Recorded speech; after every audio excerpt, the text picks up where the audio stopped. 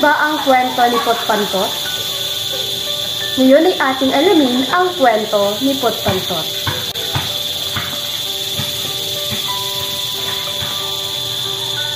Umusbong ang kwento ukol sa trahedyang sinapit ng ilang mga hayop mula sa kamay ng mga tao, tulad ng buntis na elepante na pinakain ng pinya na may lamang paputok at ang nangingitlog na pagong na sinagasaan sa daan. Subalit, naniniwala pa rin silang mabubuti ang lahat ng tao. Matalik na magkakaibigan sina Tala Katala, Boom Buwaya, Jing Giraffe at Tong Balintong. Dahil sa kanilang iba't ibang katangian, ay naging tanyag sila at kinagigiliwan ng kapwa nila hayop, maging ng mga tao. Samantala, si Potpantot naman ay nakilala dahil sa mabahong utot nito. Madalas siyang nauutot kapag siya ay nakakaramdam ng panganib. Sinasabing panangga niya ito upang ipagtanggol ang sarili. Ang kanyang katangian ay naging dahilan upang maliitin at gawing katatawanan ng ibang mga hayop. Isang araw ay nagyayabangan ng mga magkakaibigang Tala, Boom, Jing at Tong. Ako ang pinakatatangi sapagkat taglay ko ang mga ngipin na matitibay. Kahit anong bagay ay kaya kong sirain gamit lamang ang mga ito. Panimula ni Boom Buwaya. Sa haba ng aking liig, kahit mataas na puno, ay kaya kong abutin. Malapit din sa akin ang mga bata. Di tulad mo, Boom, wala ka pang ginagawa, tinakatakutan ka na. Sagot naman ni Jing Giraffe. Mahaba nga ang liig mo, manipis naman ang balat mo.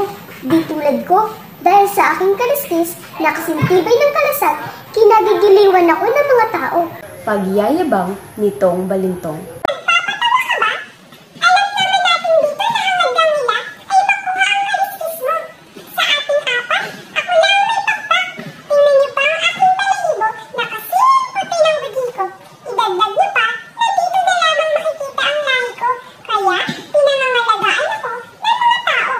Pagmamataas naman ni Tala Katala. Nagpatuloy pa ang kanilang pagyayabangan. Wala kahit isa sa kanila ang nais magpatalo. Hanggang sa dumating si Potpantot na utot ng utot, dala ang isang balita. Mag-ingat kayo, may nakita akong pangkat ng mga tao na papunta dito. Wika ni Potpantot na nga nanginginig pa sa takot. Sa halip na magulat, ay mas lalo pang lumakas ang tawanan ng magkakaibigan. Ikaw ang dapat na mag-ingat. Kami pa ba ang tinakot mo? Pasigaw na sagot ni Boom Buwaya.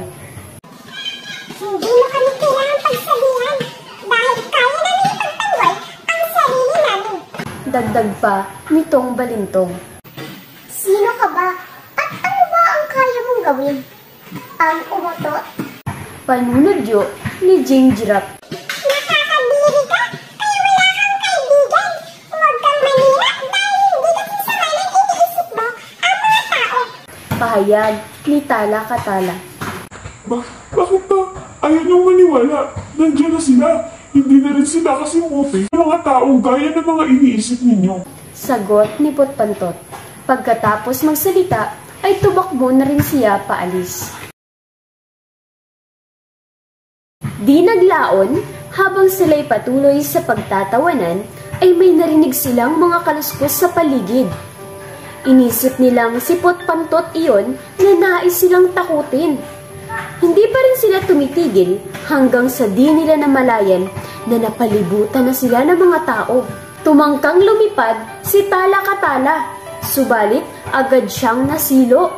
Susunggab na sana si Bumbuyaya, subalit agad namang napuluputan ng tali ang kanyang bunganga. Wala ring nagawa ang kaliskis nitong Balintong, sapagkat sa paggulong niya ay agad naman siyang inilagay sa sako. Hindi na rin nakaalis si Jing Giraffe sapagkat may nakaabang na sa kanyang sibat. Nahuli ang apat na magkakaibigan na hindi man lang naipagtanggol ang kanilang sarili. Naalala nila ang habilin sa kanila ni Potpantot at naisip nila na kung nakinig lamang sana sila ay hindi nangyari iyon. Kasabay nito ang hiyawan at tawanan ng mga tao. Nagtaka sila nang biglang tumahimik at doon na nila narinig ang mga kaluskos sa paligid. Bumungad si Putpantot na tila nanginginig pa sa takot na kanila namang ikinagulat. Kasunod nito ay binalot ng mabahong amoy ang paligid kasabay din ng pagtakbo ng mga tao palabas ng gubat. Lumapit si Putpantot at tinulungang makawala sina Tala-Katala, Bumbuaya, Jing Giraffe at Tong Balintong mula sa pagkakatali.